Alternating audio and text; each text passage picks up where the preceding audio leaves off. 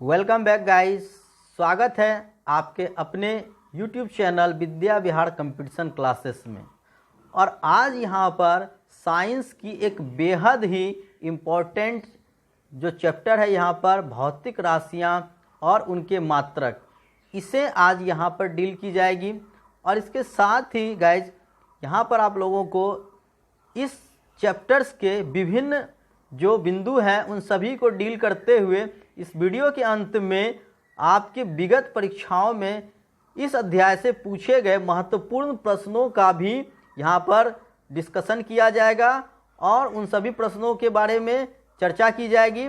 और इसके अलावा मैं यहाँ पर एक बात विशेष रूप से आप लोगों से खासकर कहना चाहता हूँ कि आज से यहाँ पर हम लोगों ने फिजिक्स का जो यहाँ पर कार्यक्रम शुरू किया है जो कि आप लोगों का यह लगातार चलेगी। और इसके बाद इसमें हम लोग सभी जो फिजिक्स के वो महत्वपूर्ण अध्याय हैं जिनसे कि आपके कंपटीशन में क्वेश्चंस बार बार पूछे जा रहे हैं और जो इम्पोर्टेंट्स हैं आपके सभी कम्पिटिटिव एग्ज़ाम्स की दृष्टिकोण से, हम उन सभी यहाँ पर चैप्टर्स का विषयवार यहाँ पर हम लोग इसमें प्लेलिस्ट बनाने जा रहे हैं।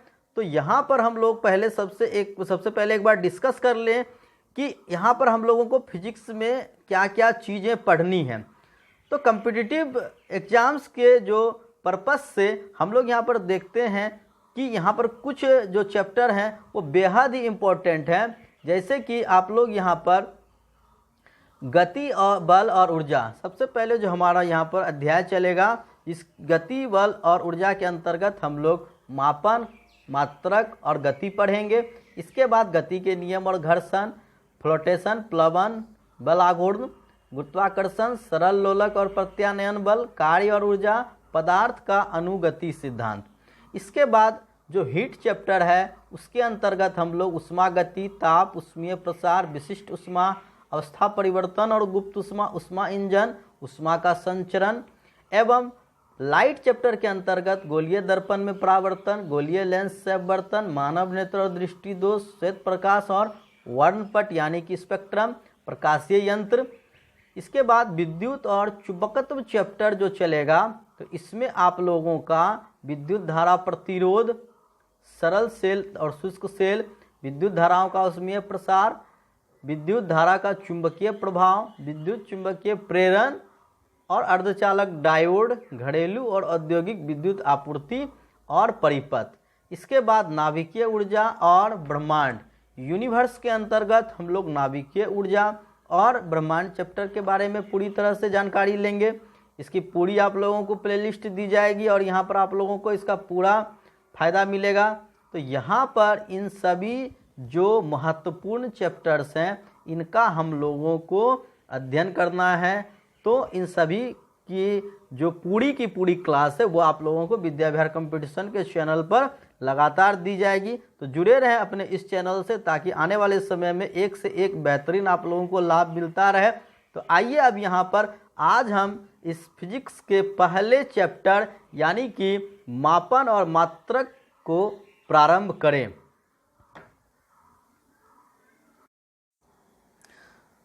तो मात्रक और मापन को यहाँ पर हम लोग प्रारंभ कर रहे हैं। तो मात्रक और मापन को समझने के लिए सबसे पहले जरूरी है भौतिक राशियाँ को समझना। तो भौतिक राशियाँ वे राशियाँ होती हैं जिन्हें हम संख्या में व्यक्त कर सकते हैं। यानी कि जैसे कि हम लोग अगर किलोग्राम बोलते हैं तो 10 किलोग्राम, अगर हम दूरी बोलेंगे तो 10 किलोमीटर, समय बोलेंगे तो 10 सेकेंड, जिसमें कि हम एक संख्या को यूज कर सकते हैं, उन्हें हम भौतिक राशियाँ कहते हैं। भौतिक राशियों को दो वर्गों में बांटा गया है, मूल राशियाँ और व्युत्पन्न राशियाँ। मूल राशियाँ वे राशियाँ होती हैं जो स्वतंत्र होती हैं, यानी कि ये किसी के सहारे के बिना होती है। और व्युत्पन्न राशियाँ वो होती है जो कि मूल राशि पर निर्भर करती है, यानी कि मूल राशियों के मदद से बनाए जाते हैं। तो अब है कि मूल राशि और व्युत्पन्न राशि, तो मूल राशियों से ज़्यादा हमें व्युत्पन्न राशियों की आवश्यकता होती है। व्युत्पन्न भौतिक राशियों को भी दो वर्गों में बांटा जाता है, अदिश या स्केलर क्वांटिटी और सदिश या वेक्टर क्वांटिटी। तो अदिश राशि एक आपके लिए है अदिश राशि और सदिश राशि। तो सबसे पहले यहाँ पर हम बात करते हैं कि अदिश राशियाँ क्या होती हैं। तो अदिश राशियाँ वे राशियाँ होती हैं जिनमें केवल परिमाण होता है। जैसे कि गाइज अगर हम एक वस्तु को मापते हैं, उसका वजन करते हैं, इस वजन को बताने के लिए हमें कोई दिशा बताने की ज़रूरत नहीं है, या फिर दूरी को बताने के लिए कोई दिशा की ज़रूरत नहीं होती है। उसी तरह चाल को बताने के लिए कोई दिशा की ज़रूरत नहीं होती है। तो बहुत ऐसे चीज़ होते हैं, चाल, आयतन, विद्युत धारा, वजन, घनत्व, ये सभी ऐसे चीज़ें जिनको बताने के लिए उसके केवल परिमाण को ही बताना जरूरी होता है। तो ऐसे राशियों को हम अदिश राशियाँ कहते हैं। इसके विपरीत सदिश राशियाँ जो होती हैं, सदिश राशियों को समझाने के लिए हमें परिमाण के साथ साथ दिशा की भी आवश्यकता होती है। तो हम लोग चाल के स्थान पर वेग का प्रयोग करते हैं। वेग का प्रयोग होता है यदि कोई ट्रेन कटिहार से खुलकर पटना जा रही है या फिर पटना से खुलकर दिल्ली जा रही है, तो यहाँ पर उसकी दूरी के साथ साथ एक दिशा भी निर्धारित होती है। इस दिशा को ही हम लोग इस माप के साथ जोड़ते हैं। तो परिमाण के साथ साथ जब दिशा जुड़ जाती है तो वो सदिश राशि बन जाती है। जैसे वेग, जैसे कि त्वरण, जैसे कि बल। बल एक सदिश राशि है क्योंकि बल की एक दिशा होनी चाहिए। अगर हम बल कहीं भी लगा देंगे तो मेरा परफेक्ट काम नहीं होगा। तो बल के साथ दिशा होती है, वेग के साथ दिशा होती है, त्वरण के साथ दिशा होती है। तो इन सभी राशियों को हम सदिश राशियाँ कहते हैं, जिनमें परिमाण के साथ साथ दिशा भी होती हैं। तो आप लोग समझ गए होंगे यहाँ पर अदिश और सदिश राशियाँ क्या होती है। हम उनके नेचर से उन्हें मालूम कर सकते हैं कि ये कौन सी राशि है। और अक्सर कंपटीशन में आपके इस तरह के क्वेश्चंस पूछे जाते हैं कि इनमें से कौन सदिश या कौन सी अदिश राशियाँ हैं। अब इन राशियों को मापने के लिए एक मात्रक की आवश्यकता होती है। जैसे कि अगर हमें लंबाई मापनी हो तो लंबाई को मापने के लिए एक मात्रक की आवश्यकता होगी। तो लंबाई को या किसी भी राशि को मापने के लिए एक मानक मापन की आवश्यकता होती है। जैसे कि अगर हम लंबाई को नापेंगे तो मानकर चलो 10 मीटर, 10 किलोमीटर, उसके साथ हमें एक जो मापन की इकाई है वो लगानी पड़ती है। इस मापन इकाई को ही हम लोग मात्रक कहते हैं। अब है कि मात्रक में दो प्रकार के यूनिट्स होते हैं, यानी कि मात्रक दो प्रकार के होते हैं, मूल मात्रक और व्युत्पन्न मात्रक। मूल मात्रक वे मात्रक होते हैं जो अन्य मात्रकों से स्वतंत्र होते हैं, यानी कि उन्हें आपस में चेंज नहीं किया जा सकता है। मूल मात्रक में जो होते हैं वो 7 होते हैं। ये मूल मात्रकों की सूची है, आप यहाँ पर देख सकते हैं। मूल मात्रकों के अंतर्गत लंबाई, द्रव्यमान, समय, ताप, विद्युत धारा, ज्योति तीव्रता और पदार्थ की मात्रा की इकाई आती है। तो यहाँ पर हम देख रहे हैं कि भौतिक राशि और उसके मूल मात्रक और उसके संकेत। तो यहाँ पर आपने देखा कि लंबाई की मात्रक क्या होती है, मीटर होती है, जिसे हम m से डिनोट करते हैं। इसके बाद आपके द्रव्यमान का जो मात्रक होता है वो किलोग्राम होता है, जिसे हम केजी से डिनोट करते हैं। समय का मात्रक सेकेंड होता है, जिसे हम लोग s से डिनोट करते हैं। उसी प्रकार आपके ताप की मात्रक केल्विन होती है। विद्युत धारा की मात्रक एम्पियर हो जाती है। ज्योति तीव्रता की मात्रक कैंडेला हो जाती है। पदार्थ की मात्रा की मात्रक मोल जिसे हम लोग MOL मोल से सूचित करते हैं। इसके अलावे मूल मात्रक के दो संपूरक मात्रक भी होते हैं, जिनमें कि मुख्य रूप से समतल कोण और घन कोण। तो समतल कोण क्या होते हैं, इसे हम समतल कोण कहते हैं जो सिंपली बनाए जाते हैं, और घन कोण वो होते हैं जो कोण की चारों ओर से ये बिल्कुल पैक होते हैं, उन्हें घन कोण कहा जाता है। तो समतल कोण की इकाई रेडियन होती है और घन कोण की इकाई स्टेरेडियन होती है। ये दोनों भी मूल मात्रक के अंतर्गत आते हैं। तो मूल मात्रक और व्युत्पन्न मात्रक, तो आपने देखा कि मूल मात्रक मुख्य रूप से आपके होते हैं 7, और उसके बाद आपके जो दो अन्य संपूरक मात्रक हो जाते हैं, समतल कोण और घन कोण। अब इसके बाद आते हैं हम लोग व्युत्पन्न मात्रक पर। व्युत्पन्न मात्रक वो मात्रक होते हैं जो मूल मात्रकों की सहायता से ज्ञात किए जाते हैं, जैसे कि आयतन, क्षेत्रफल, चाल, इन सभी को हम लोग मूल मात्रकों की सहायता से ज्ञात करते हैं। तो यहाँ पर मात्रकों की कुछ पद्धतियाँ भी होती हैं। आइए हम इन पद्धति के बारे में बात करते हैं।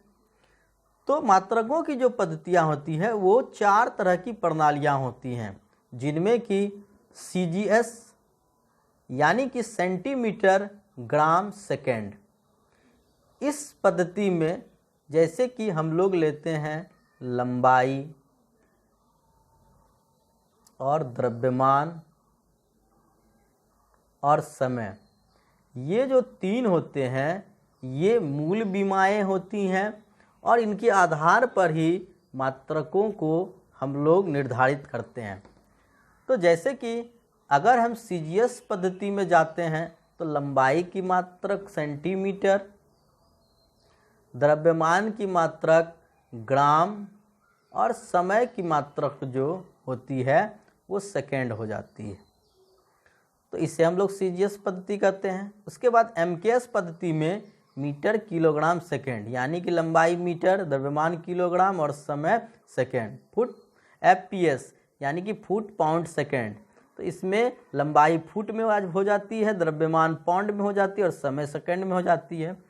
और इसके बाद इन सभी पद्धतियों के अलावे जो एक मूल पद्धति होती है जिसे कि सबसे ज़्यादा मॉडिफाइड कहा जाता है, वो होता है अंतर्राष्ट्रीय मानक यानी कि SI यूनिट। आपने अक्सर देखा होगा जब भी आप फिजिक्स या कोई भी आप जब भी कोई साइंस की बुक पढ़ते हैं तो जब भी वहाँ पर एक यूनिट की बात आती है तो वहाँ पर खासकर SI यूनिट की बात की जाती है। तो SI यूनिट यानी कि सिस्टम ऑफ इंटरनेशनल, अंतर्राष्ट्रीय मात्रक होती है। इस मात्रक को 1967 में पूरी इसे सभी देशों में लागू किया गया था, ताकि एक तरह की प्रणाली होने से इसे समझने में आसानी होती है। अब है सामान्य भौतिक राशियों के SI मात्रक।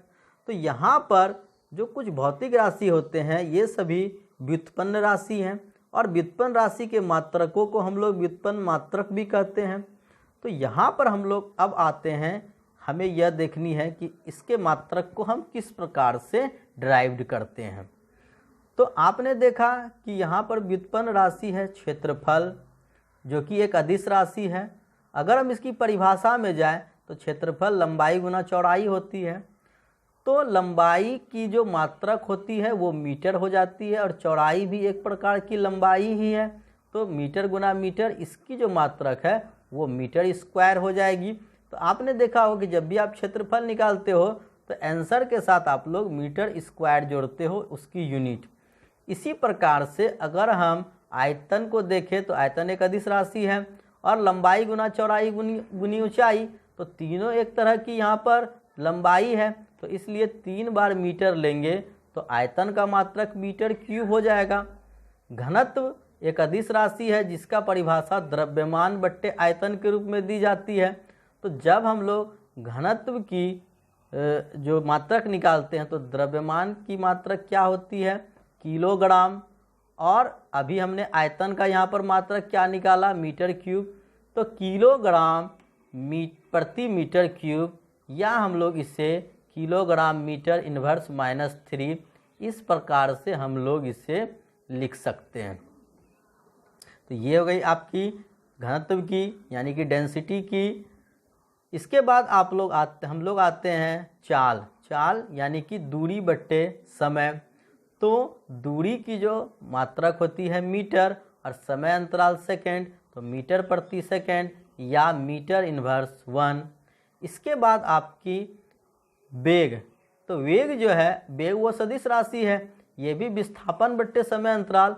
तो वेग और चाल हालांकि ये अदिश और सदिश होते हैं, लेकिन इनके जो मात्रक होते हैं वो बिल्कुल सेम होते हैं। त्वरण यानी वेग परिवर्तन और बट्टे समय अंतराल, तो वेग परिवर्तन या फिर वेग एक ही बात होती है। तो वेग यानी मीटर प्रति सेकेंड और समय अंतराल यानी कि फिर से सेकेंड, तो मीटर प्रति सेकेंड इक्वल टू मीटर प्रति सेकेंड स्क्वायर। तो यहाँ पर त्वरण की जो मात्रक होती है वो मीटर प्रति सेकेंड स्क्वायर हो जाती है, या फिर हम लोग इसे मीटर सेकेंड इन्वर्स 2 इस प्रकार से भी लिखते हैं। इसके बाद जो बल होती है, बल द्रव्यमान गुना त्वरण, तो द्रव्यमान आपके हो जाते हैं किलोग्राम और त्वरण का भी आपने यहाँ पर मीटर प्रति सेकेंड स्क्वायर निकाला, तो किलोग्राम मीटर प्रति सेकेंड स्क्वायर। तो यहाँ पर बल की एक और मात्रक होती है जिसे हम लोग न्यूटन कहते हैं। तो कुछ यहाँ पर जो ऐसे मात्रक होते हैं जिनका जो डिनोटेशन होता है वो कुछ प्रमुख वैज्ञानिकों के नाम के आधार पर उनके नाम की पहली जो अक्षर होती है उससे दे दी जाती है। जैसे कि न्यूटन महोदय ने बल की परिभाषा दी थी, बल के बारे में उन्होंने व्याख्या की थी, तो बल के मात्रक को हम लोग न्यूटन के सम्मान में उनके नाम के पहले अक्षर कैपिटल N से बल की राशि को हम लोग मात्रक को डिनोट करते हैं। तो इस प्रकार आपने समझा कि या तो बल की जो मात्रक होती है किलोग्राम मीटर प्रति सेकेंड स्क्वायर या फिर उससे हम लोग न्यूटन।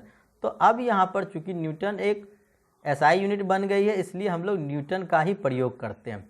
इसके बाद आते हैं दाब एक अदिश राशि है, तो दाब बल बट्टे क्षेत्रफल, तो बल की यहाँ पर हम लोग न्यूटन लेते हैं और क्षेत्रफल मीटर स्क्वायर, तो न्यूटन प्रति मीटर स्क्वायर हो जाएगी।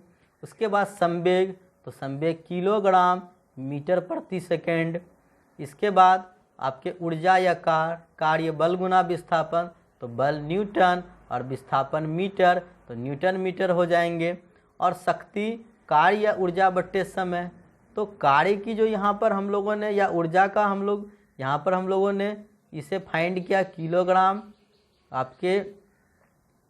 न्यूटन मीटर, यहाँ पर हमने जो कार्य का न्यूटन मीटर हमने यहाँ पर फाइंड किया, और उसके बाद न्यूटन मीटर प्रति सेकेंड, ये आपके शक्ति की हो गई, जिससे कि हम लोग इसे फाइंड किया वाट महोदय ने।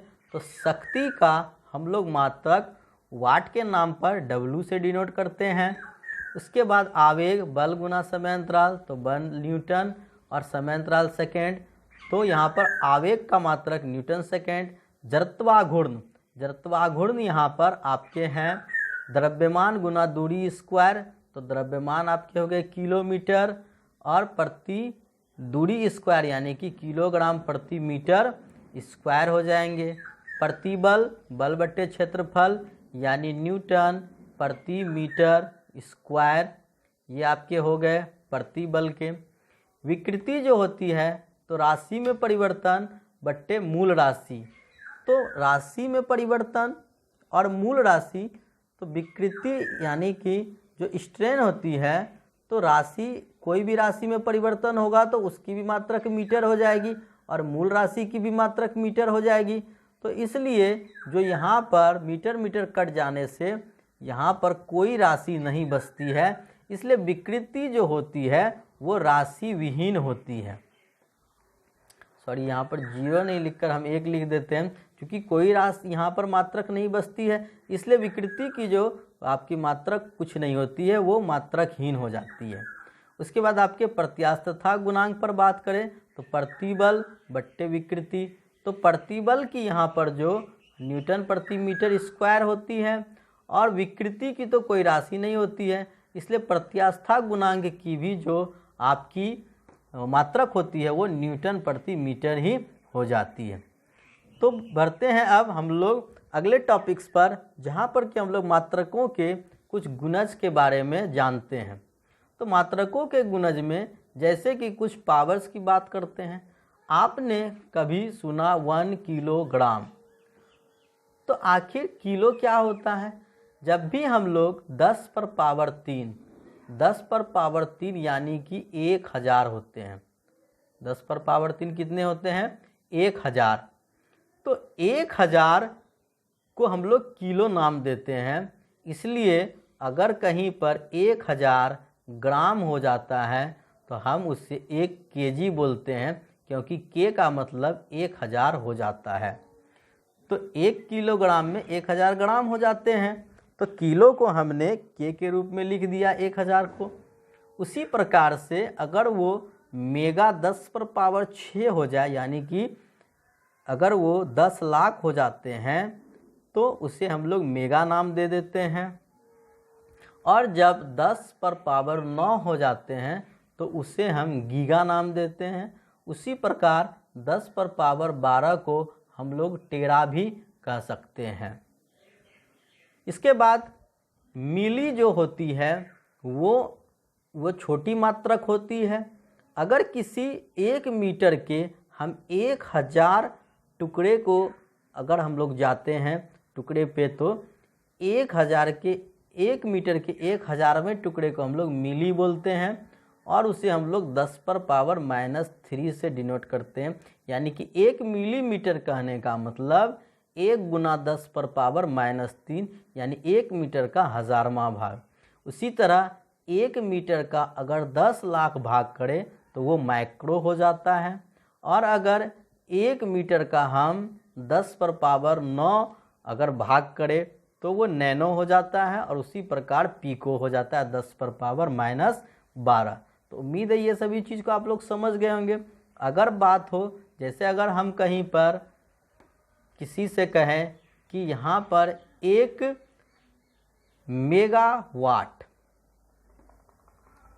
अगर कहीं पर चर्चा आती है 1 मेगावाट की, तो मेगा का मतलब होता है 10 पर पावर 6, तो 1 मेगावाट बराबर 10 पर पावर 6 वाट हो जाते हैं। तो 10 पर पावर 6 के बदले हम लोग मेगा शब्द का इस्तेमाल करते हैं। जिस प्रकार 10 पर पावर 3 यानी 1000 के लिए किलो, तो 10 लाख के लिए मेगा वर्ड का इस्तेमाल किया जाता है। तो उम्मीद है कि इन सब चीज़ों को भी आप लोगों ने अच्छे से समझ लिया होगा, और इन सभी के यहाँ पर संकेत अक्षर भी हैं। गीगा के लिए जी, मेगा के लिए एम, किलो के लिए के, मिली को छोटी एम से, माइक्रो को इस माइक्रोन से यहाँ प्रदर्शित करते हैं, नैनो एन, पिको पी, ये सभी इनके संकेत हो जाते हैं। अब दूरी के कुछ प्रमुख बड़े मात्रक होते हैं, जैसे कि फैदम। 1 फैदम 6 फीट के बराबर होते हैं। तो आप लोग तो फीट को अच्छी तरह से समझते हैं। 1 फीट जो होते हैं वो 12 इंच के बराबर होते हैं, और 1 इंच जो होते हैं उसे सेंटीमीटर में हम लोग 2.54 सेंटीमीटर के रूप में जानते हैं। तो इस प्रकार से अगर हम टोटली यहाँ पर फीट को सेंटीमीटर में बदलते हैं तो 1 फीट में आपके जो हो जाते हैं 30.48 ये सेंटीमीटर हो जाते हैं। उसी प्रकार 1 किलोमीटर में, किलो मीन्स 1000, तो 1 किलोमीटर यानी 1000 मीटर। 1 सेंटीमीटर मतलब 1 मीटर का 100वां भाग, तो 10 पर पावर -2 मीटर। उसी प्रकार मिलीमीटर 1 मीटर का 1000वां भाग यानी 10 पर पावर -3 मीटर। 1 inch 2.54 centimetre. 1 मील बराबर 1.609 किलोमीटर हो जाते हैं। 1 मीटर आपके 3.28 फीट के बराबर होते हैं, और 1 नॉटिकल माइल जो होते हैं वो 1.852 किलोमीटर, यानी कि इसे अगर मीटर में बदल लें तो 1852 मीटर होते हैं। बढ़ते हैं आगे। यहाँ पर एक पारसेक है, तो पारसेक जो होता है वो प्रकाश वर्ष का एक बड़ा मात्रक हो जाता है। आपने प्रकाश वर्ष के बारे में जाना होगा। दूरी जो होती है, बड़ी दूरी का एक मात्रक प्रकाश वर्ष होता है, और एक प्रकाश वर्ष 9.46 × 10⁻12 किलोमीटर के बराबर होता है। और अगर इसे हम मीटर में बदल दें तो 9.46 × 10⁻15 मीटर हो जाते हैं। तो इसे हम प्रकाश वर्ष कहते हैं, जो दूरी का एक बड़ा मात्रक होता है। और इससे बड़ी दूरी जो होती है, खगोलीय दूरी के लिए पारसेक का इस्तेमाल किया जाता है। तो एक पारसेक आपके हो जाते हैं 3.26 प्रकाश वर्ष, या फिर 3.08 × 10⁻16 मीटर। तो आप सभी लोग इन सभी पॉइंट्स को आप लोग अपने कॉपी पर नोट कर सकते हैं, या फिर स्क्रीनशॉट ले लें, ताकि आगे आप लोगों को इन सब चीज़ों को ढूंढने में परेशानी ना हो। आगे हम लोग देखते हैं दूरी की बहुत बड़ी मात्रक होती है एक खगोलीय मात्रक।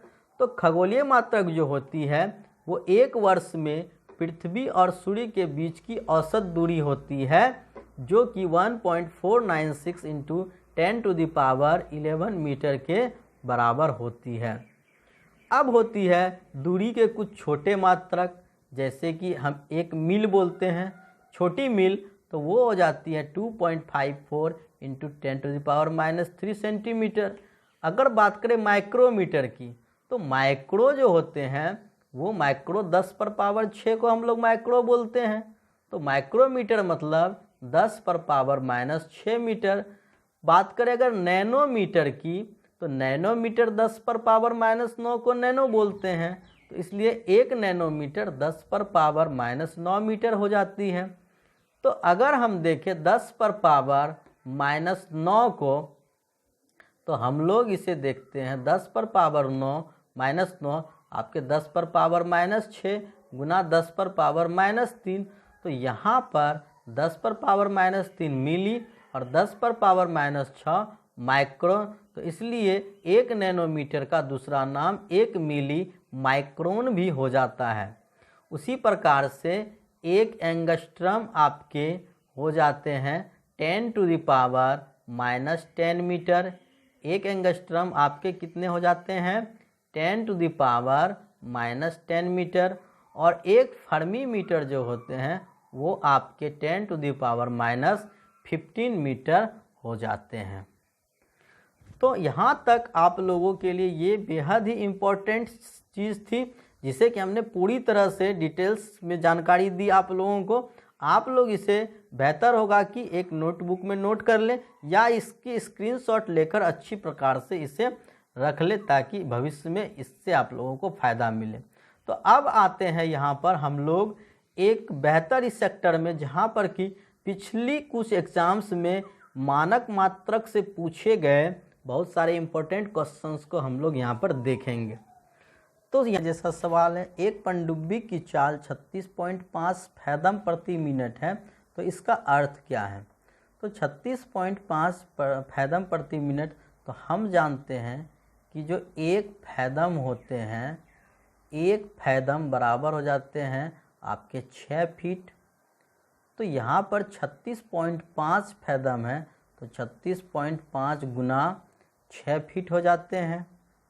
और इसके बाद आपके जो 1 मीटर होते हैं, 1 मीटर 3.28 फीट के बराबर होते हैं। तो इस फीट को जब हम लोग मीटर में बदलेंगे तो 3.28 से भाग देना होगा। और यहाँ पर प्रति सेकेंड है, तो मीटर को प्रति सेकेंड में बदलने के लिए 60 से भाग देना होगा। तो इस प्रकार जब हम इसे हल कर लेंगे, तो यहाँ पर पॉइंट के बाद एक अंक है, यहाँ 2 अंक, एक अंक यहाँ देने के बाद ये दोनों पॉइंट की वैल्यू ख़त्म हो जाएगी। तो यहाँ से हमने 0 0 कटा लिया और 6 6 कटा दिया, तो लगभग ये 1.11 मीटर प्रति सेकेंड हो जाएगी। तो अगला सवाल यहाँ पर देखते हैं। अब निम्नलिखित में कौन सा ऊर्जा का मात्रक नहीं है। तो ऊर्जा का मात्रक नहीं है, कौन सा नहीं होगा।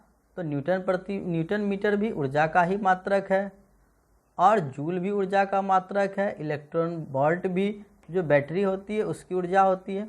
पर यहाँ पर जो आपके किलोवाट हैं, किलोवाट आपके किसी की ऊर्जा नहीं होती है, ऊर्जा की मात्रक नहीं होती है, ये आपके शक्ति की मात्रक हो जाती है। अब विकृति का मात्रक क्या होता है? तो हमने आप लोगों को चैप्टर के दौरान बताया कि विकृति की कोई मात्रक नहीं होती है। नैनोमीटर कितने के बराबर होगा? तो नैनोमीटर 10⁻⁻⁹ मीटर के बराबर होता है।